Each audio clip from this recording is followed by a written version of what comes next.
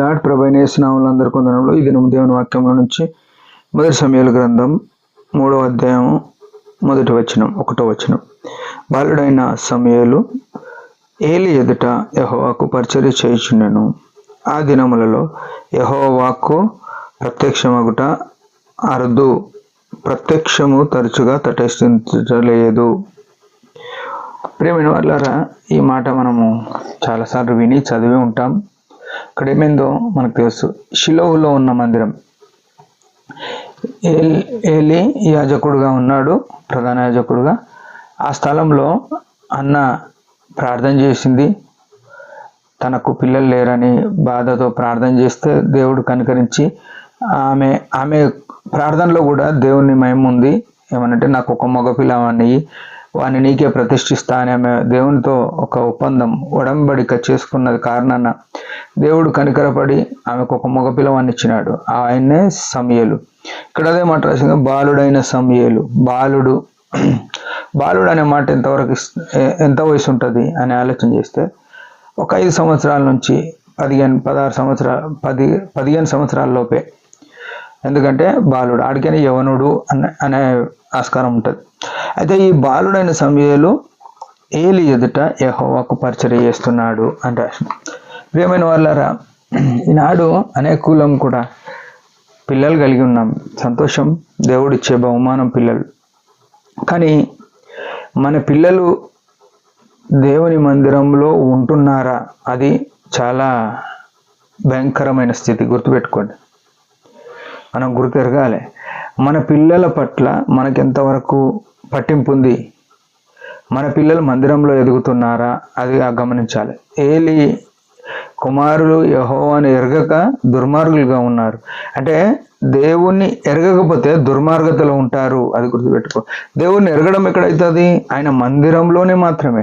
ఈ సమూయేలు ఏం చేస్తున్నాడు? దేవుని మందిరంలో ఉండి యెహోవాకు పరిచర్య చేస్తున్నాడు.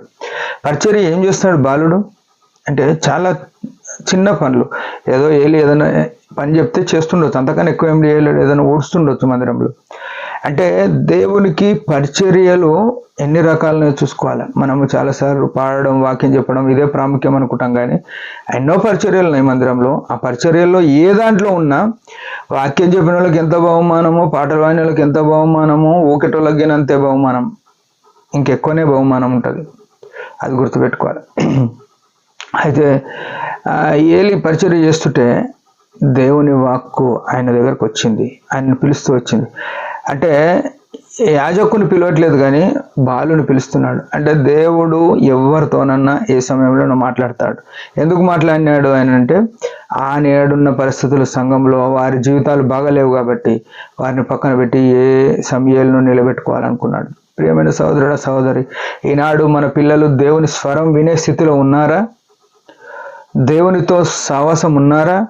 దేవుని మందిరంలో పరిచర్య చేసే విధానంలో ఉన్నారా? నువ్వు ఎంత సంపాదిస్తే ఏం లావా? నీ పిల్లలు రోడ్ల మీద తిరుగుతుంటే, నువ్వు ఎంత ఉన్నత స్థితిలో, లోకంలో ఎంత పెద్దగా ఉన్నా సరే, మనం చాలాసార్లు లోకంలో మోరల్గా బతుకుతున్నాం. దేవునిలో వస్తే మన పిల్లలకు దేవుని సంబంధమైన కార్యకలాపాలలో మనల్ని వృద్ధి చేయట్లేదు. బయట మంచి స్కూళ్ళు, మంచి కాలేజీలు, మంచి పొజిషన్లో ఉండాలనుకుంటున్నాం, సాఫ్ట్వేర్ ఉద్యోగాలు చేయాలనుకుంటున్నాం.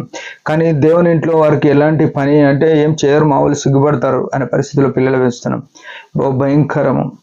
నువ్వు దేవుణ్ణి వారికి పరిచయం చేయకపోతే, దేవుడు వారిని గుర్తెరగకపోతే, యెహోవాను ఎరగని వారైన వారు దుర్మార్గులుగా ఉంది. దుర్మార్గంలో ఉంటే రేపు నిన్ను పోషించారు. దేవుని మార్గంలో ఉంటేనే నిన్ను కూడా రేపు పోషిస్తారు. తల్లిదండ్రులను పోషించేది బైబిల్ చెప్తుంది. నీ దేవుణ్ణి ప్రేమించాలని చెప్పింది, నీ తల్లిదండ్రులను కూడా గౌరవించాలని చెప్పింది, సన్మానించమని చెప్తూ వచ్చినాడు. నువ్వు దీర్ఘాయుష్మంతుడు అన్నట్లు నీ తల్లిని తండ్రిని సన్మానించమన్నాడు. ఈనాడు పిల్లలు మనం పెంచుతున్నాము, మనల్ని సన్మానించే పరిస్థితిలో ఉండకపోతారు. వాతావరణం అట్లుంది, దుష్ట వాతావరణం ఉంది. కాబట్టి మనం జాగ్రత్త పడి మన పిల్లలను దేవుని మందిరంలో సమూయేలు పెంచబడ్డట్టుగా మనం పెంచి మనం ఆశీర్వాదాలు పొందాం. మన పిల్లల భవిష్యత్తును కూడా బాగు చేద్దాం. దేవుడి మాట దీవించును గాక. చిన్న ప్రార్థన. పరమ తండ్రి యేసు ప్రభు నామములో వందనాలు. సమూయేలు ఎంతో బాలుడైనప్పటికీ భయంతో మనకుతోని పరిచర్య చేసినాడు. అందుకే నువ్వు మాట్లాడినావు. ఎంత ధన్యుడు తండ్రి, నీ స్వరం వినగలిగినాడు. మేము మా పిల్లలు ఈనాడు ఎంతవరకు నీ స్వరం వినట్లేదు. నీకు అవిధేయులుగా ఉన్నాం, దయతో క్షమించి నీ స్వరం విని ఎరిగి దాని ప్రకారం నడవడానికి సహాయపడమని యేసు ప్రభు నామములో ప్రార్థిస్తున్నాం తండ్రి, ఆమేన్. మీరందరి పరిచర్య గురించి భారంగా ప్రార్థన చేయండి. Praise the lord.